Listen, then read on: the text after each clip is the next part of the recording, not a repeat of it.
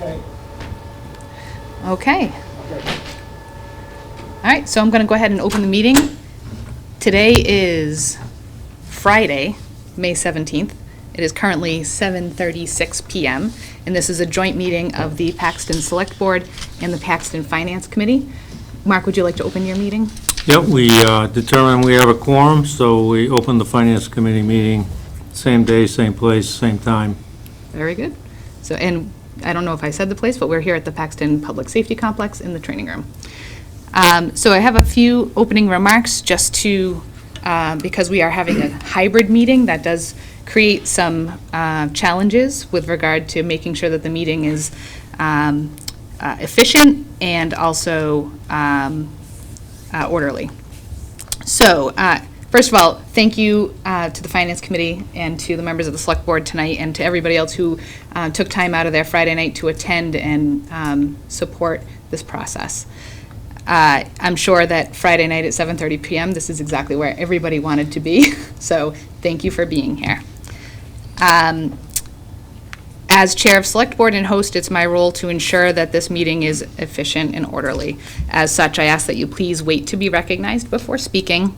I will allow public comment, but only after each board and committee member present has had the opportunity to speak.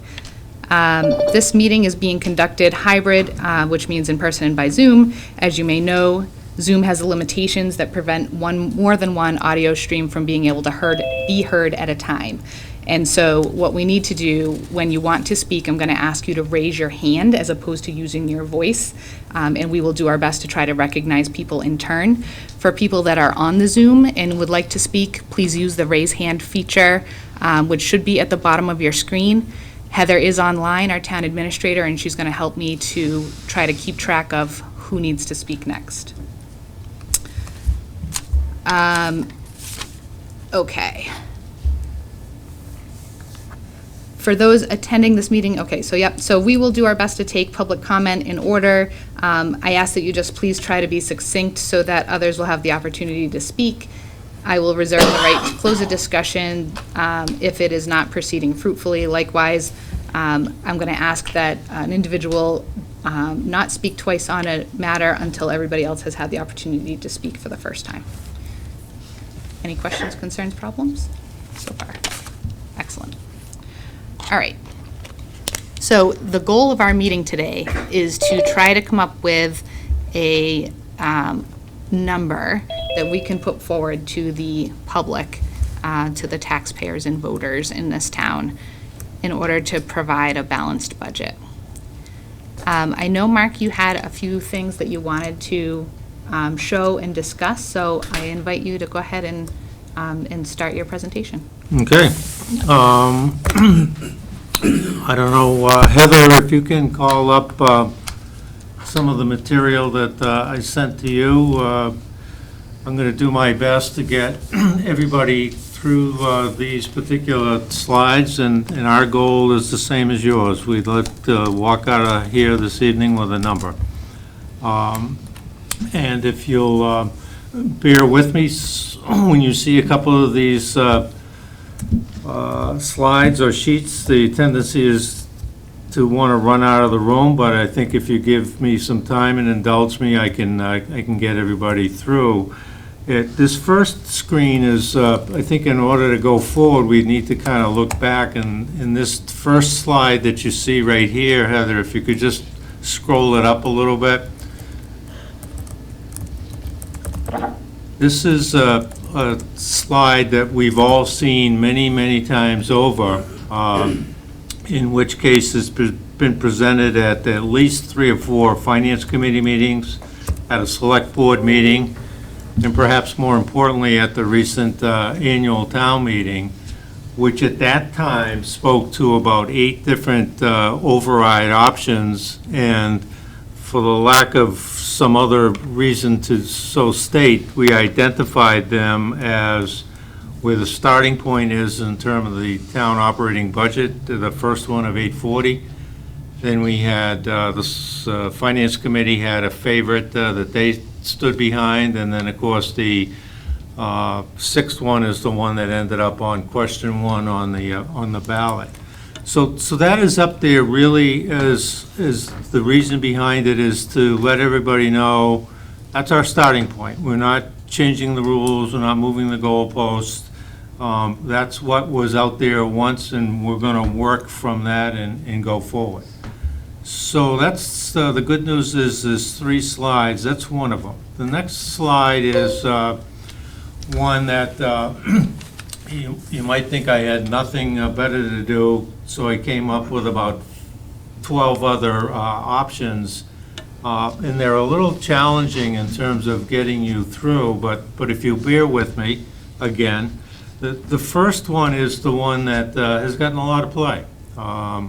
Both at town election and since that, and everybody has their own constituencies, and everybody's hearing certain things, and what we're hearing is that the budget deficit of 840 has rung, I think, loud and clear to the townspeople, and you can see to the right, it gets a little cluttered and a little crowded, but if that were the number that were decided on this evening, you'd see that the override impact to townspeople's tax bill would be $491. Everyone's going to experience a 2.5 increase, so on the average single-family home, that would be $185 for a total of $676. And for those that are looking at it from a different point of view, that's 9.2%. So some other considerations, because when that number, literally at the select board meeting the other night, was bantered about, the concern was, well, that might be a little tight. No margin for error, no wiggle room, what if something happens?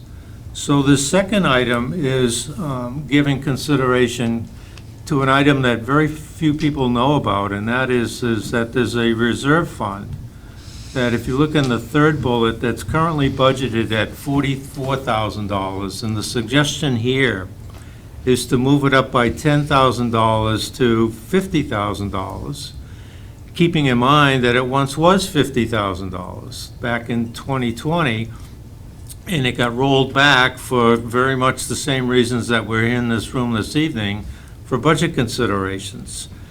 And the reason that is worthy of consideration is the fact that $10,000 is not going to save the day if the town has a crisis. But $50,000 might go a long way to try to stem that particular problem. And the good news of increasing this to the reserve fund is that it's nimble. The Finance Committee can control it, doesn't have to go to town meeting, it can be done quickly, it can be done contemporaneously, don't have to schedule a town meeting to do it. So worthy of consideration, and that might, 10,000 isn't going to do it, but maybe 50,000 gives a little bit of relief to an otherwise tight budget. The third one, not in the spirit of confusing everybody, but the issue is, well, why do I have 890,000 and 900,000? There's a $10,000 delta, and that's basically, in one instance, you go ahead with funding the reserve fund by another 10, and another instance, you opt not to do so.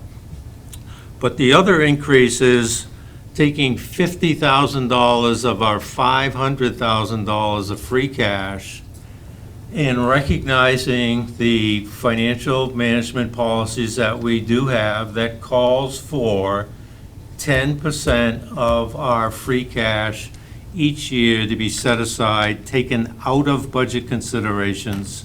So what we're basically saying here is, let's adopt those policies, let's go forward with that, and if Heather can scroll up a little bit, that would show that 50,000 would go into the capital depreciation fund, which is at current woefully underfunded at $36,000. This would make it 86,000. Still not where we want it to be, but certainly heading in the right direction. And $86,000 could be a lot more help than $36,000 could be, should we have a problem. So now on the fourth one, again, there's a $10,000 delta. And this one is basically saying, maybe 10,000 goes into the reserve fund, maybe 10,000 doesn't go into the reserve fund. But now we're adding, if Heather can scroll up a little bit, now we're adding $150,000 of free cash to the mix here. And the reason that we're jumping from 50,000 to 150,000 is that the financial management policies are 3 years old. And we've missed the first 2 years of allocating this particular free cash in accordance with the financial management policies. So this is kind of a catch-up. So let's put 150,000 there, all of which would be dedicated to the capital depreciation fund. And now we have some real safety in the event that we need a dump truck in the middle of the year. $36,000 isn't going to buy it, but maybe $186,000 is. And then we'll scroll in the last particular case here to items number 5 and 6. I just think that they need honorable mention, and I have 2 big X's there, not the least of which is number 5 and number 6. These have already been defeated. One at the ballot and one at town meeting. One only marginally by 3 votes, one by quite a bit more. But I think it would be insulting to those that have voted to defeat it to consider those and try to put those back out and try to sell either one of those again. So that's why I basically I'm giving them their due by including them in the list, but I think they should be taken out of consideration from this evening's discussions. As you can see, the next slide, just keeping it fair. If you went back to the first slide, there was mention of $1.2 million, there was a mention of $1.3 million, $1.6 million, $1.7 million, $2.5 million, which was kind of swinging.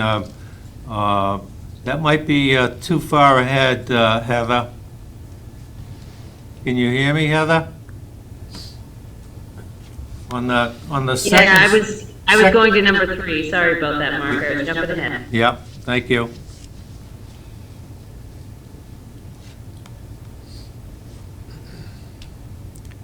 Are we waiting for her to go back to number 1? Were you waiting for me, or am I waiting for you?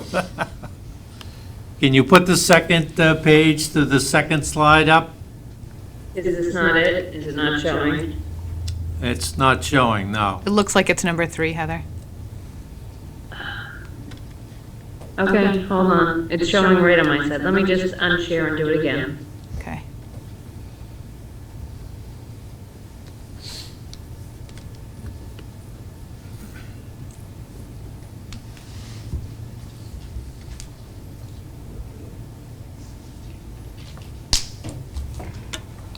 Everybody can bear with us, we're more than halfway through. So here again, just to give due to the very first slide, $1.2 million was in play at one time, $1.3 million, $1.6 million, $1.7 million, $2.5 million. We were kind of swinging for the fences, and hopefully we'd never come back ever again for an override. But just for those that are keeping score, that was kind of a non-starter, because if you go to the right, the cost to the average homeowner would be an increase of $1,649 or 22.3%, and we gave it some consideration, and then we put it in the dark room. But now I have a couple of others, 12, 12A, 12B, 12C. And that is that there could perhaps be a new consideration that, here's, Heather, where I'm going to test your skills to kind of go from this page to the one that you just showed, but before you do, on number 12, a reconsideration of the budget deficit, not of $840, but of $800,000. And you can see that that happens to have an increase of only 8.9%, the lowest of any of them that we've seen. So the question, I think understandably, would be, well, where am I coming up with the 800,000, budget? If you can put the next slide up or scroll down, Heather.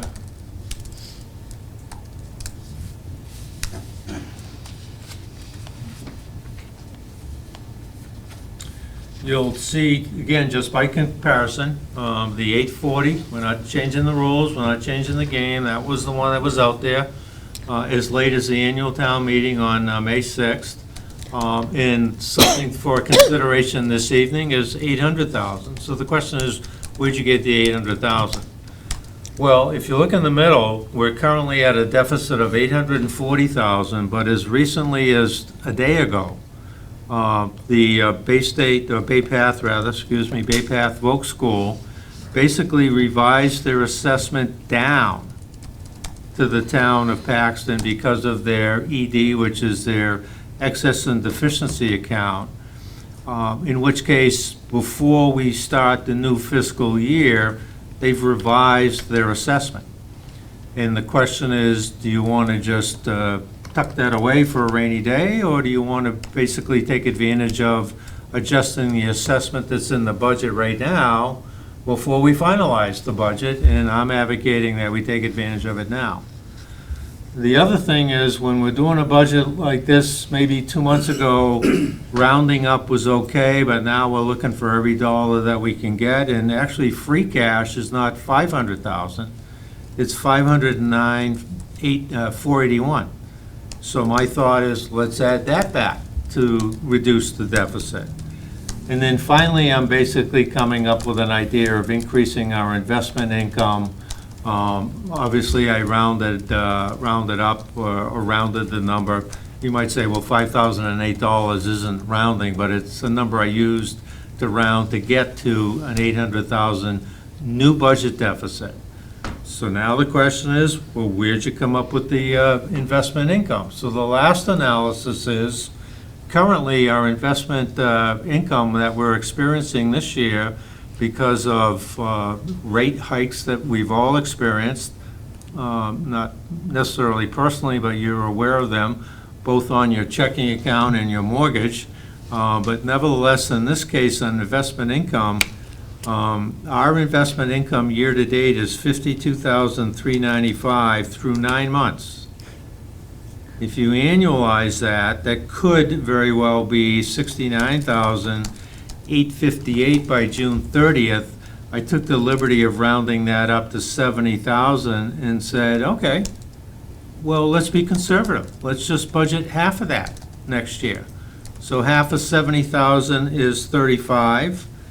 We've currently budgeted 29,464, up from 17,000 when we were experiencing these types of returns back in January.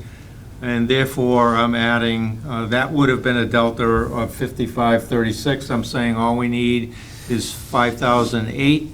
Add that to the middle section of this particular screen, and that's how I come up with 800,000.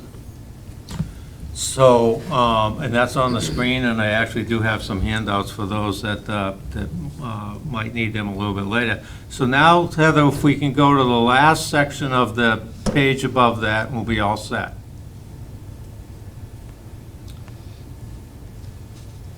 Am I going back to number 2? Is that what I'm doing? Number 2, page 2, yes.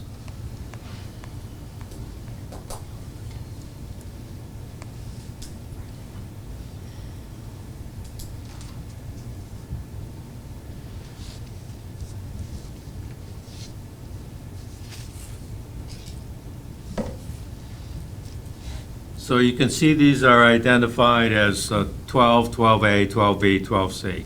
And I kind of shorthanded it a little bit. If you can scroll up a little bit, Heather, 12 we just spoke about. That's the 800,000. 12A is adding 10,000 from the reserve fund. 12B is adding not the reserve fund, but 50,000 from free cash. And 12C is 860, which is adding 10,000 to the reserve fund, which gives some flexibility to the current budget, 50,000 to the capital depreciation fund, which bolsters that fund a little bit, but at the same time complies with the financial management policies. And you can see that to the right, that has a $500 increase per average single tax family home taxpayer, plus the 185 for an increase of 9.3%. I don't want you to flip back, but if you can remember, if you go back to the first page, item 12C is only $9 higher than the very first one, which was at $840,000 deficit. So I know we're going to take a vote, we're going to have a discussion, but I'm going to leave you with 12C is my fan favorite, because I think it hits all the boxes. We've reduced the deficit, which I think is a message that would resonate loudly in the community. There are no cuts in any departments, no reduction of any services in any of the cost centers or any of the departments. It gives the reserve fund a safety balance of 50 grand. It gives the capital depreciation fund a bolstered balance. It complies with the financial management policies. And frankly, the ring of $500 or the cost of $500, I think, has a nice ring to it. Those of you that may be counting, even though it says 12C, if you go back to the first page, there are 17 presentations that we've now considered. And our hope is, the Finance Committee, anyways, our hope is that we can walk out of here picking one of these out of 17. I think many of them can immediately dismiss. I happen to cast my vote prematurely to 12C. I think that's the best one that checks off all the boxes. Mr. Love? Neil, you'll need to be recognized by me, but Just a minute. I'm not taking any comment unless all of the members of the committees and boards have had the opportunity to comment first. Do we have an option to recognize the speaker? Is this a joint meeting? It is a joint meeting, but I think it's respectful for us to only recognize the committee and board members first, and then we can go to public comment. Okay. Mark, I thank you for the extraordinary amount of work that you put into that. I think it's an excellent analysis. You've provided a lot of information, and it's certainly a lot for us to consider. My concern that I want to raise and just have in the back of everybody's heads as we go forward is we have a bond rating in Paxton, and the things that are considered for that bond rating are what we have in our stabilization accounts, and then also what we generate in free cash year to year, as well as what other things are considered for our bond rating, Carol, but the other things would be obviously anything that would impact your credit at home, right? Are you paying your bills on time? Using the accounts, the stabilization and the capital accounts is a negative. Using the money out of them is a negative. Yeah. For town meeting. I know before we had talked about adding money back into stabilization since we had taken money out of stabilization. I see that that's no longer in your analysis. How are you feeling about that? Well, if Heather has the time and the patience to show the very first screen, $1,150,000 that the Finance Committee advocated for a number of months and made motion of that at the annual town meeting was designed to accomplish the very things that you're now speaking of, which was to put money into capital depreciation and into stabilization. Unfortunately, the Select Board spoke against it. So that kind of was a missed opportunity. Now, I'll let the other Finance Committee members speak for themselves, but what I have heard is that $1,150,000 has no appetite to the public. Notwithstanding what you may raise in terms of the bond rating, they want lower taxes. That's the takeaway that I got from the voting that took place only a short week ago. So I've changed my mind in terms of what I think the voters want. And that's where I landed It would have been nice if the $1,500,000 passed at town meeting, but then it would have been academic because it was the $1,400,000 was the ballot question, and that got beat badly. And that would have negated what was voted on at town meeting. So we'd be back here anyways. Yeah, I just want to make sure that the record is clear in terms of the select board turning down the 115. It wasn't that we were turning down adding money to stabilization, because I think that part of our analysis was that we would like money to go back into stabilization. However, what we are doing at annual town meeting every year is generally not allocating to those funds, because we are usually waiting for free cash to be certified, and then we allocate to those funds out of free cash. And so just clarifying the order of events that typically takes place in a normal budget year, this obviously not being a normal budget year.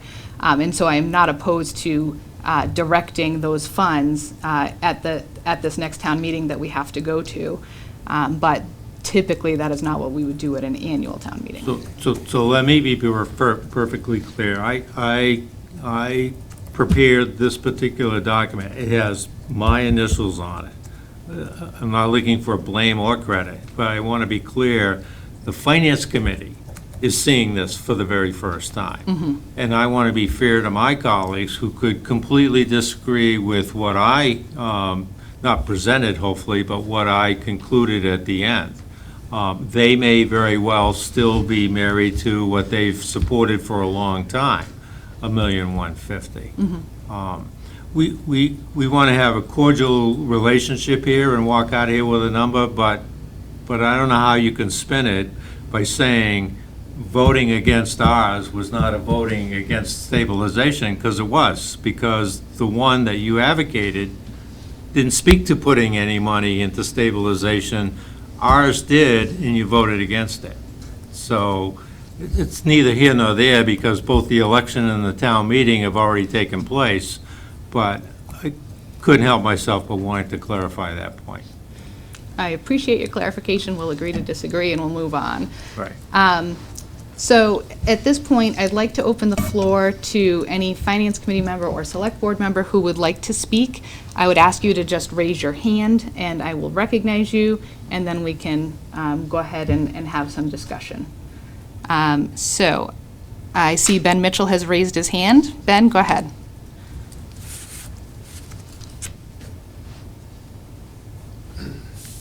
If you're talking, Ben, I can't hear you.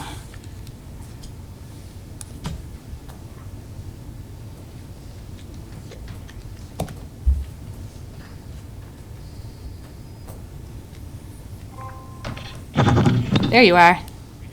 Okay. Headphones working as a speaker, but not as a microphone for some reason. Okay, so let me get started. First of all, Mark, thank you for the work. As Julie said, this is, I think this provides a lot of detail for people who are not familiar with all the stuff we look at. Relative, if I take a step back, I view that our position on the finance board is to both understand what the people of the town want, but also we have to be fiscally responsible for what we believe is the right thing for the town. And sometimes those don't always align. As anybody would want, of course, personally, I would like to pay the least amount. But where my opinion is as you pointed out, we've spent a lot of time as we went through this budget this year trying to figure out how do we both support a minimal increase in an override, but also put our town in a better financial position moving forward with the minimal effect on the population. And in my opinion, that 115 was kind of that sweet spot. And so just personally, where I would like to see it is, and I understand that it was defeated at the town hall, but like you said, it was 3 votes that could have gone either way. And so, in my opinion, I would like to see the 115 put in front of the town again. Thank you, Ben. I also just want to make mention when we voted on the 115 at town meeting, that was a motion to amend that we were voting on. The amendment was turned down. The 115 was not. I hope that's clear, right? So it was the amendment that was turned down in favor of the 144. That's what happened at town meeting. So, all right, Steve had his hand up. Steve, do you still want to speak?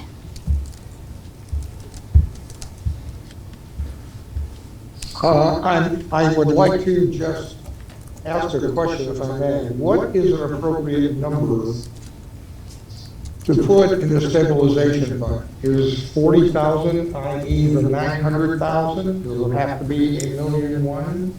What would be the correct number? And I'm seeking consensus here. Well, it's a tough. The correct number would be $500,000. Thank you. That's a tough question to answer, because really what we should have in our reserves is around 800,000, right, total. And right now we have about 400,000 in our reserves. So we've got about half of what we need and what we should have in our reserves. I'd suggest that it would be great if we could at least add back to stabilization what we pulled out of stabilization last year to get it back to where it was. But, you know, this may not be the year we can do that. I don't know. I'd like to preserve the town's financial position so that when and if we do have to go out to borrow, we don't necessarily end up paying a higher interest rate unnecessarily. But I think it's a good question, Steve. Steve, direct to your question, the only one that advocates money to the stabilization fund is the $1,150,000 that we I get. understand that, Mark, but I would also counter with the 12C that you're now recommending.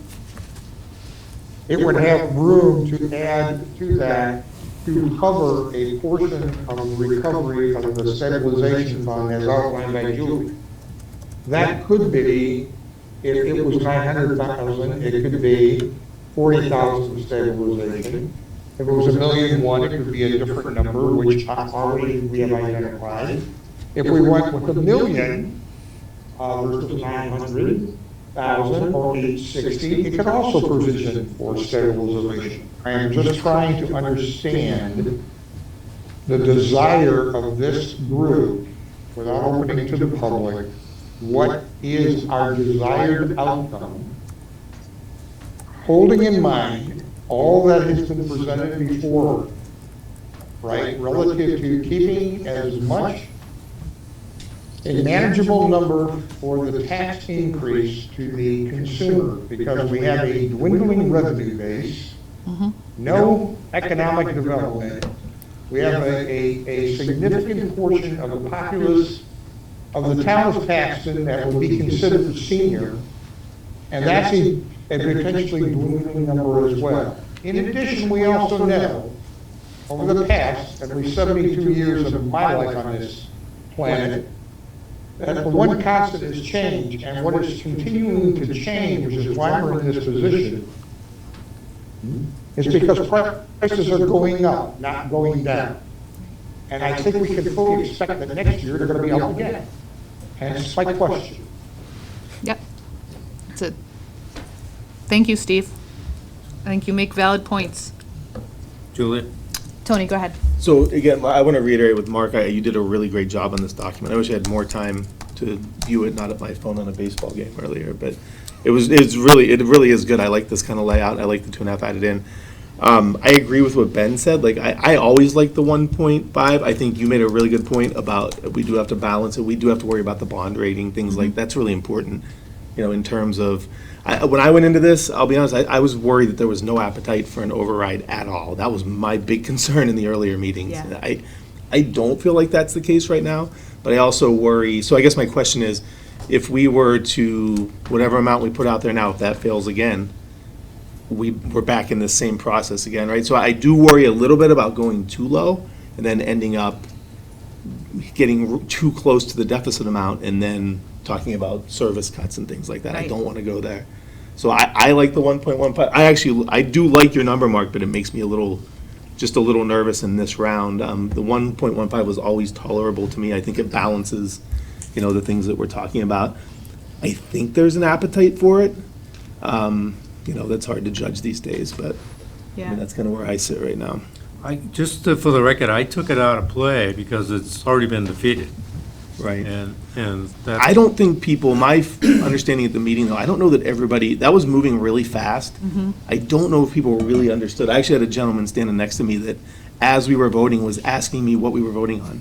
And I had to tell him real quick, and then he raised his hand. Yeah. I don't even know if he, I hope most people did, but I don't know if there's any way to phrase it or put it in a little bit clearer English for people, because I think people were confused, but maybe we wouldn't even be going down that path this time, Yeah. So, but I do get your point, Mark, like, it's scary to put the same number out there again and say, but I just don't think that people completely understood what they were doing. At least not enough people did. Yeah, I don't disagree with you, Tony. I think it's a difficult thing at town meeting, and it does move fast. And, Yeah. And then you're trying to keep track of, especially when there's an amendment, that makes things very confusing. You're trying to keep track of what exactly am I voting on? And so not only was there an amendment, but there was also a motion to move the question. And so we were 3 layers deep. Right. on a single issue. And that becomes very confusing.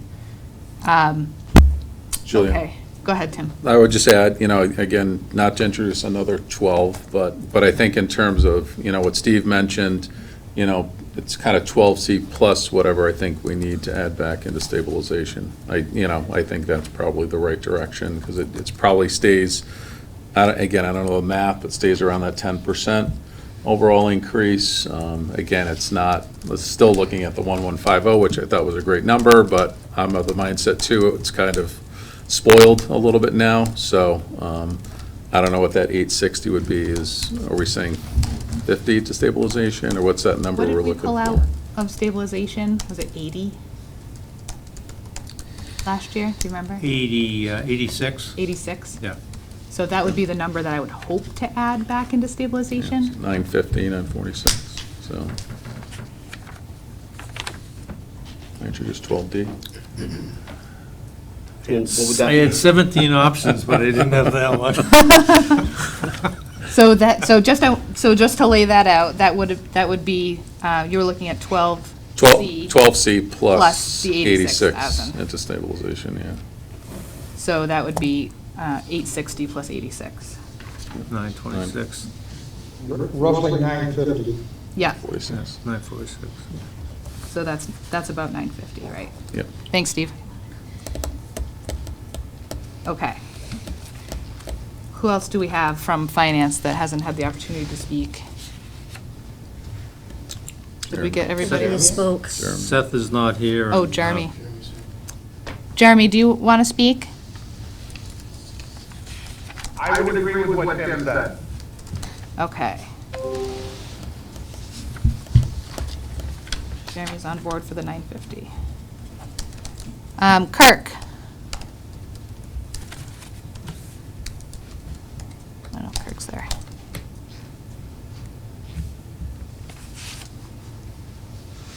All right, Carol. Yes. Oh, I'm sorry. Go ahead, Kirk. That's okay.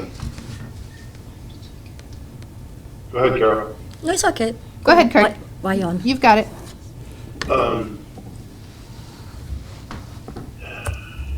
Yeah.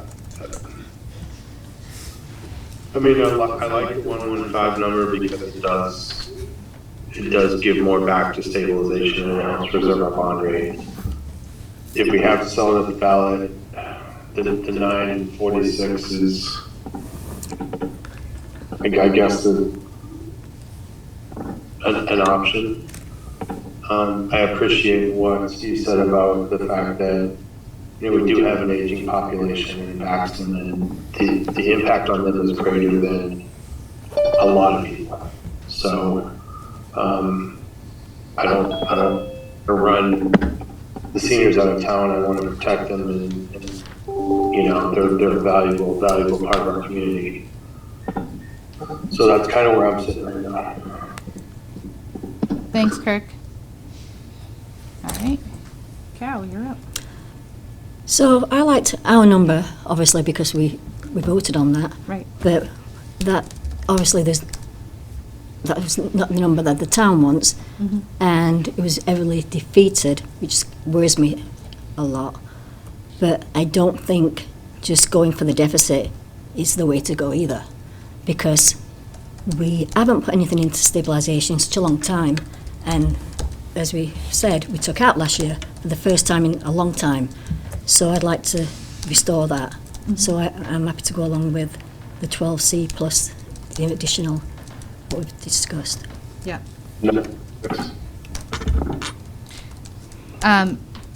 So I think it's my turn.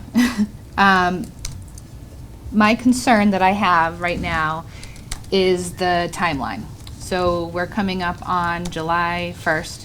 We'd like to have a balanced budget in time for July 1st, which gives us one more crack at this. Not to say that you can't continue to try as you go on. Really, you have until mid-September, but the problem with that, as Heather mentioned at our last select board meeting, is that your free cash certification expires on June 30th. And so if we're using free cash in order to balance the budget, you should probably have that free cash available. So we do have one more crack at this before July 1st in order to try and make sure we have that. And so what I advocated for at the last select board meeting is that maybe we want to try to work, come in maybe a little bit more conservative than we were originally discussing, to make sure that it passes, try and get it to pass. I honestly could get behind either the 950 number or the 115 number. There's not a lot of difference there. Go ahead, Tony. I liked the 115 when I first said it, but I like the new number better. Like, I'd be on board with that. I think that's. Yeah. Just I like the fact that semantics it's a of it. new number because it's a new number. Yeah, and it's under. And it's below what two numbers that have already been defeated. Yeah. Yep. So if we could go to the Heather, is it possible for you to go to the second page, the second slide, first page? Had you finished speaking, Julie? Yeah. You sure? I'm risking my CPA certificate by doing this because I don't have my calculator or my computer in front of me. But if you look at the 900,000 in item 3, in the $1 million and $1.4 million, and split the difference at 950, there's about $6 that separated those two. So we're talking about pretty small money that accomplishes a lot of things. It's a new number, and it gives the public the sense that we took a new look at it. Mm-hmm. And it's under $1 million, just the visual of it. I agree with you, Tony. I think More just the fact that, appetizing. we're putting a number out that's less than $1 million is helpful to try and make Right. it pass. Yeah. 743. 743 would be the increase. Right. Average. Now, obviously, we have to recognize that we're still going to start next year in a deficit, because we will be applying all of this free cash to the budget. But it's an issue that we're going to have to address next year. I don't think that the numbers we're talking about right now are going to get us in a place where we won't start in a deficit, unfortunately. Plus, with our tight budgeting, we're going to generate less free cash. And just for the future of all of our committees here, for our edification, we should be generating between 3% and 5% free cash every year. That's another financial health indicator that's looked at in terms of our bond rating. And so that's about between 400 and 800,000 a year that we would hope to see in free cash. So, I mean, we've had a nice discussion about what the number should be. At this point, I would entertain a motion unless anybody else has any further discussion. Or maybe we can ask for public comment on it. Do we want to have public comment first? Steve, go ahead. Yeah. Kirk has his hand up. Oh, sorry. I didn't see it. Kirk, I did just you? want to make it clear that pretty much whatever we pass is going to put us in pretty close to the same boat next year, because we're not going to have stabilization reserve funds or anything else to balance the budget if the economy and everything else continues to go the way it is. And so I just want I just want to make that general comment. Thanks, Kirk. Yeah, I think, Mark, I think now's an appropriate time to entertain anybody from the public who'd like to speak. All right, so I'll recognize a hand if anybody wants to speak. This is like miraculous. Oh, okay, there we go. Go ahead, Neil. Thank you, Julia. I would just like to go along a little bit with what Kirk said about the seniors having passed that threshold, and the majority of people that are currently in my position, they do two things. First of all, they are literally low cost, other than maybe medical and EMS to the town, but there are no school costs. And if people leave town because the rate gets too high, and I don't know what the number is yet, so we haven't decided that, but chances are pretty good that houses that turn over are going to come in with kids. And the first one that comes to mind is Colonel Kent, who is leaving the end of June. He's moving to Tennessee, and the people that have purchased his house have 2 children. So again, he had no kids. My 4 kids are gone. And it's just something that you could see a bigger influx in terms of demands on services. So I'm just asking that we try to keep things under control as low as they can be and still get what you need for the bond rating. I'm all in favor of that, and just we'll let it go at that. So thank you for letting me give my comment. Thanks, Neil. Thank you, Neil. Is there anybody else who'd like to speak from the public? Okay, I see no hands. I see no hands online. So I'll entertain a motion. So I'm going to entertain a motion from the Finance Committee for friendly amendment to 12C to bring it to $950,000. Anybody want to make that motion? Is it 950 even? Is that? Yeah, Well, I would go with the even number. Okay. right, Yeah. right. So moved. Is there a second? Second, we've heard a second. All in favor, we're going to need to do a roll call. Tony? Aye, yes. Tim? Yes. Steve? Aye. Ben? Aye. Jeremy? Aye. Mark? Aye. Okay, Passes unanimously. Those present. thank you. So I will entertain a motion for the Select Board now. I'll make a motion to put for the town for the override the $950,000 amount to balance our budget for the 2025. Is there a second? Second. Any further discussion? Hearing none. All those in favor, Carol? Aye. Kirk? Aye. And I'll vote aye. We have a number, folks. Congratulations. That was easy. So, Heather, would you just, before we adjourn, would you just go through the timeline for us?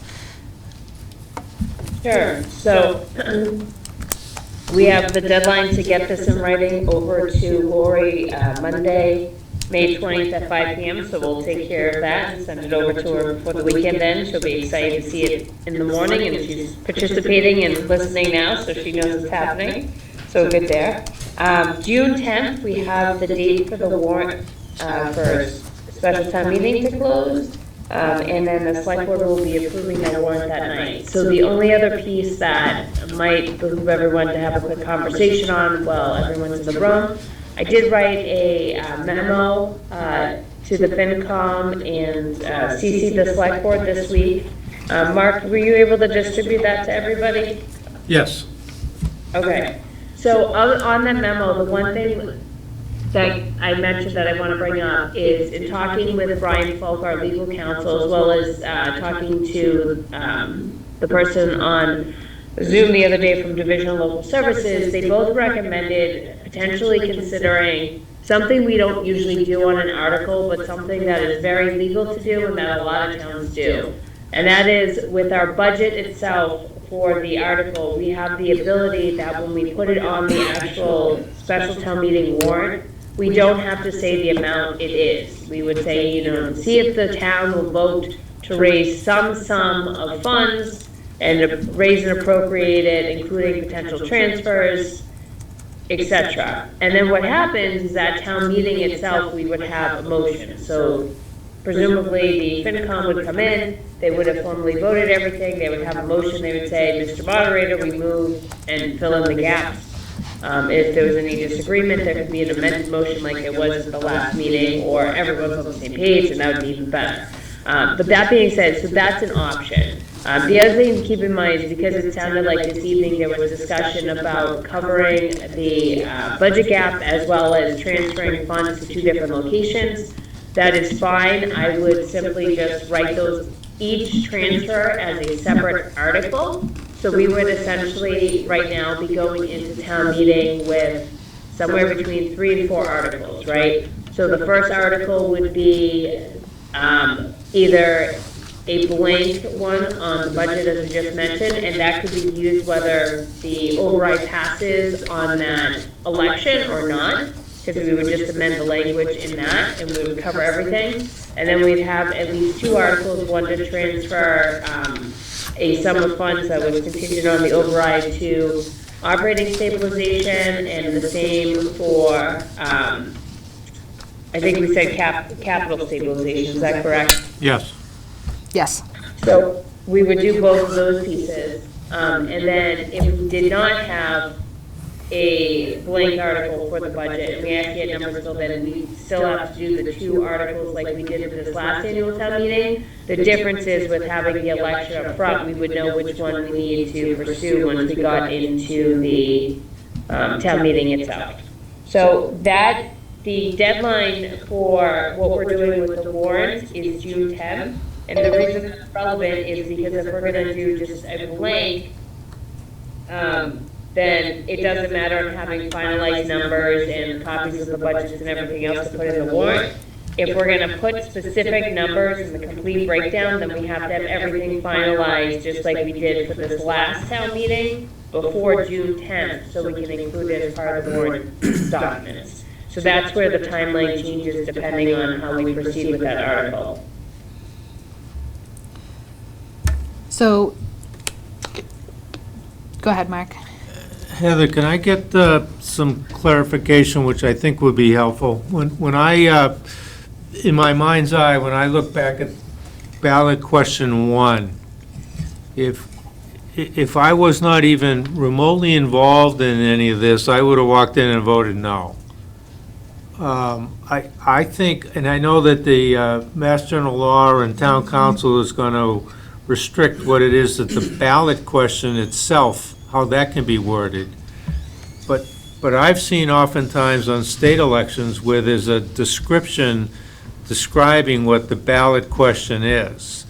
And I think we need to find a way to have something that's tight and clear but informative, which I would hope would gain support by reading it, that they see it's going into capital depreciation, they see that it's going into stabilization, they know what the tax impact is. I just think the way that we're restricted of writing the ballot question itself is too restrictive, and you lose people because they think they're getting snookered or they don't like the one single number. There's going to be somebody that's not going to like 950. For sure. But they may like the fact that there's no cuts in services, some of it's going to stabilization, some of it's going to capital depreciation. I think we need to the extent that town council allows us, I think we need to use that for better messaging. Heather, what are the restrictions as far as what information can be available at the ballot?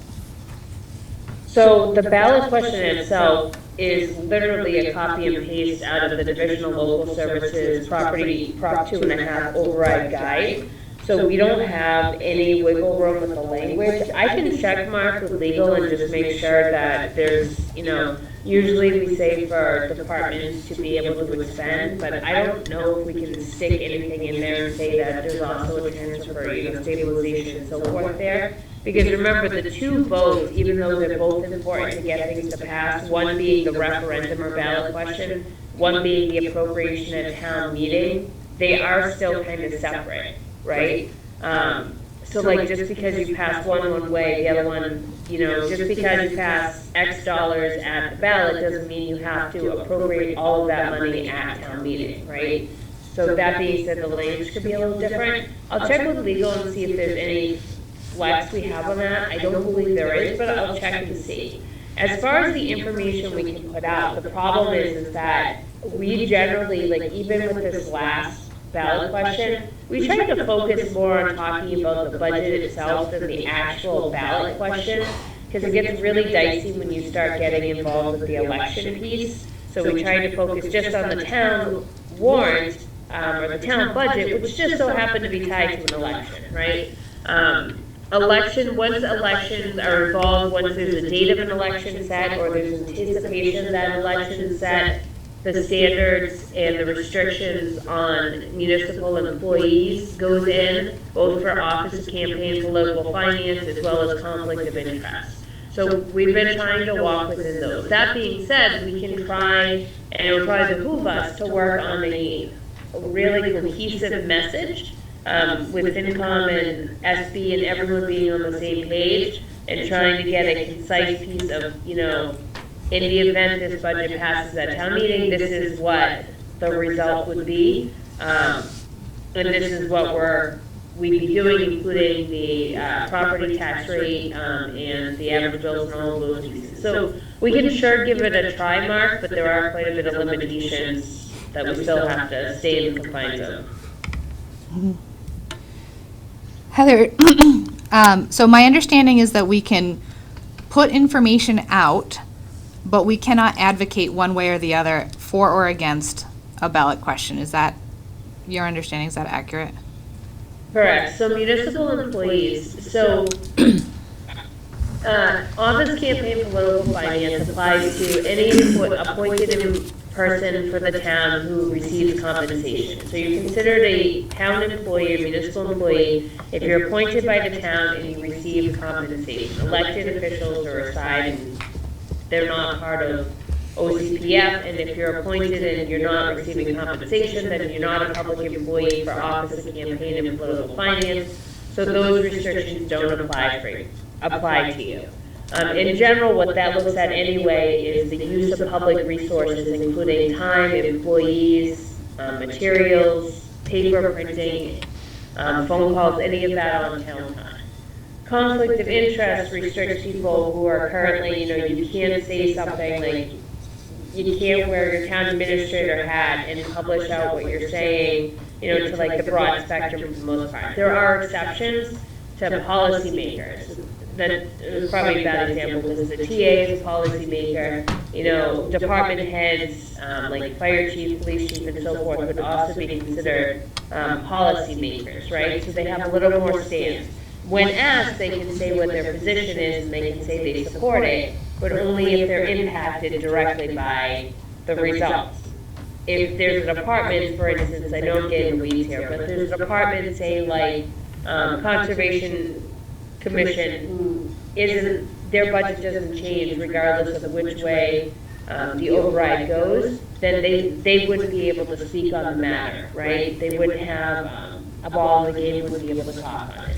That being said, we can make information available if people want it, and we generally do that, right? We've been pushing it onto the website, getting the information out there, but we can't distribute it to people, right? We can't use our mass email system, we can't use code red, we can't force it out to people. People have to ask for it. That being said, there's nothing that restricts non-town groups like Friends of the Library, the COA, unions, nonprofits, third-party groups completely out there from doing the advocacy. We just have to be very careful internally that when we're doing stuff, we're providing information, we're getting the information out, we're responding to inquiries, but we're not advocating. That's where the line kind of blurs.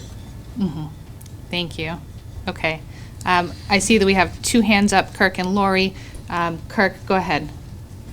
So I had a thought, and Heather touched on it a little bit, but even though we can't advocate in the warrant for a town meeting, is it possible to have an informational sheet that could be distributed at town meeting or whatever, which explains some of what these things mean? One thing that comes to mind is somebody said, well, we have all this free cash. What they don't understand is free cash is just unencumbered funds that haven't been assigned an account yet. They think of free cash as, Friday paid, and this is what I have left in my check, and so let's go.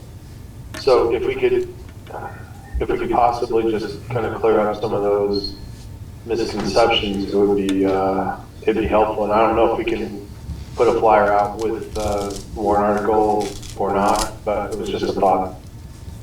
Just how do we better inform people what these decisions mean, as well as what the impacts of the decisions are? And that's not advocating for, it's just defining what is. Does that make sense? Yeah, thanks, Kirk. Heather, can you respond to Kirk before we move on? Sure, so we can certainly take a look at things. We just have to be careful that it doesn't come across as advocacy, right? Like, we can't push out a flyer that says vote yes for the override, and publish it that way. We can try to get information out, we tried that this last cycle with information sessions at various locations. We're always interested and willing, if there's any ideas out there that we're not pursuing, we're happy to take a look at it. We can most certainly make sure we have all those definitions, Kirk, whether it's in the town warrant, the handout I've been doing at town meeting, or, some additional thing just to explain what all those pieces mean. I think you're absolutely right? A lot of people don't understand those terms unless they're tuning in on a regular basis. We can continue to do, there's only a couple of select board meetings between now and the end of June, but we can most certainly, if the select board is willing, come and do an audience in front of the select board for like 15, 20 minutes at each meeting and just kind of put the information out there again so people can hear it multiple times and see if they have questions and get it out that way. But I think, again, we go back to, we just have to walk that fine line and making sure, we're providing information, but not providing a vote for the override flyer. Mm-hmm. Okay. I'm just going to call on Lori because she's had her hand up for a while. Go ahead, Lori. So I guess my comment or question was somewhat similar to what Kirk was saying, except for, like when you vote in November, how there's a booklet of information and it has the pros and cons, or not pros and cons, but like an advocate for yes and an advocate for no that both speak to it. I didn't know if that was something that we could legally do and, say both sides so people really understand. That I guess maybe it's a legal question, but if we can do that, of course it would have to be done very quickly because that same piece of paper would have to go out with the ballots. Like the vote by mail. I can actually answer that, Julia. Yeah, go ahead, Heather. So the answer is, yes, we could, but not now. And the reason is because there's a local option statute that we'd have to accept a mass general law that would allow us to do it. And here's the kicker. If we did that, we would have to do it every time anything goes on the ballot for a question. Just think a bad thing. I know, I'm okay with that, yeah. Okay, Tony, you were next. Yeah, I just wanted to add on to that, like, I think it's actually even more important than, like, even with every person that talked brought it down a level, and it didn't go down far enough, like, even Kirk, when you say free cash and capital depreciation, 75-80% of people in town have no idea what that means. If you had a really plain English description, I think we should do it every time, that literally said, you can barely even talk about a bond rating, but if you say when we need to borrow money for things, if our rating goes down, we can't do it, it's more expensive, and in order to do that, we need to put money in here and here, and I mean, for me at my work, anything that goes to the public, and it's almost laughable when you say this, we use an AI tool, it's filtered to a 7th grade reading level. No kidding. We have to do it to a 7th grade reading level. It's almost embarrassing to send it out, but I don't know if you're gonna go that low, but you actually have to go, there's a lot of smart people in town, and it's not even smart enough, it's just people don't live in this world. They don't know what the funds are, like, I can barely balance my checkbook, you know, and well, I shouldn't say that if I'm sitting here in the finance. But it's really not, you know, I think it really does need to be done every time, and it does need to be done to a pretty, you know, I don't want to say low level, but a level that a lot of people can understand in very plain English. Right. Could I make a suggestion? I think I'm the one that brought the idea up in the first place. Could I just take a stab at crafting something that goes to you or Heather or Laurie, and everybody jump on it and edit it and say you can't do this, or let's add that? Yeah, I have no problem with that. I'd make that offer to do that. Yeah, I think that's great. Thank you, Mark, for taking the time. And it would be informational, not advocacy, but make the voter informed as to what they're voting on. Yeah, thank you. happy to do I that. say go for it, take a stab at it, and send it around, and we'll see if we can't get something that works. And obviously Heather is going to be our goalkeeper, I guess, to make sure that we're staying within the lines, and I think that's great. Speaking of which, can we adjourn so we can watch the Bruins game? Steve had his, That's going in the minutes. That's Steve. Steve had his hand up. Steve, did you still want to say something? All I was going to suggest is another means to inform, things like the Worcester Telegram, Gazette, et cetera, these media outlets that cover many of the things in town. Maybe we can leverage them for spreading some good information out to the public as well prior to the meeting. Just an idea. And possibly if we come up with something that we can use that has all the information on it that Mark's going to start us off with, maybe we can send it around. We'll see. All right. So I think people are antsy to end this, which is okay by me. Any final comments from anybody before we accept motions to adjourn? Seeing none? Have we covered everything on the agenda? We have, I believe. Yep. I'm just looking, because I ain't got it up. There really wasn't much on there. I know. But I had proposed date. So one thing I probably should mention is we do have a proposed date for the special town election, which is Monday, June 24th, for anybody who might be watching. And we have already discussed the ballot question amount. And I understand finance is going to be meeting 3 times. You have 3 meetings that you're looking at, Mark? Well, we moved that up to today, so I need to reconsider, and Okay. but we're going to meet in one of those 3 days. Okay. So, All right, great. Okay. And then, obviously, we have a deadline, I think, of June 10th to close the warrant. And we'll have a few items on the warrant. I think we have, obviously, the budget question, potentially adding money into stabilization and capital, and then we may need to revise Bay Path's appropriation. And I believe that's it. Heather, was there anything else that you saw? Works for me. Okay, sounds good. Is there a motion to adjourn the Finance Committee? So moved. Motion's been made, second? Second. Second. All in favor, roll call, Tony? Yes.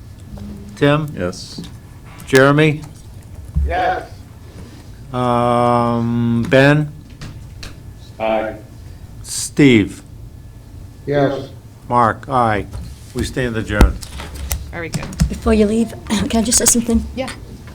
I have to apologise to Mr. Love because at our last meeting, I thought he did a curse word, but he corrected me today, that this afternoon via email, that it was a different term altogether, and I misheard, so I apologise. Thank you. Appreciate that. I even looked it up. All right, well then. I will entertain a motion for the select board to adjourn. So moved. Second. Any further discussion? Hearing none. All those in favor, Carol? Aye. Kirk? Aye. And I will vote aye. We are adjourned.